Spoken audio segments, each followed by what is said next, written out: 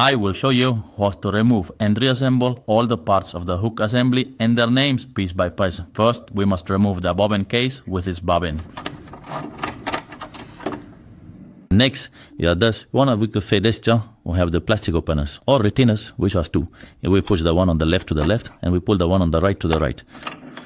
Now then we remove this part, which is a hook retainer in charge of holding the hook onto this piece, which is also called the driver. After this, we go to the last piece, which is in charge of making our machine sew together with the needle. This piece is called the hook, shuttle or rotary hook, depending on what you call it in your country.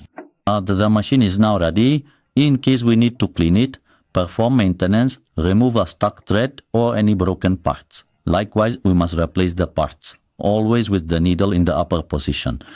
Once again, we take the hook, shuttle or bobbin case and place it on top. Then we continue with this part, which is the hook retainer, responsible for holding the hook over the feed dog to stabilize it. And it goes on this way. This little tab fits into the hole on this piece. So it is inserted and then we place the openers left and right.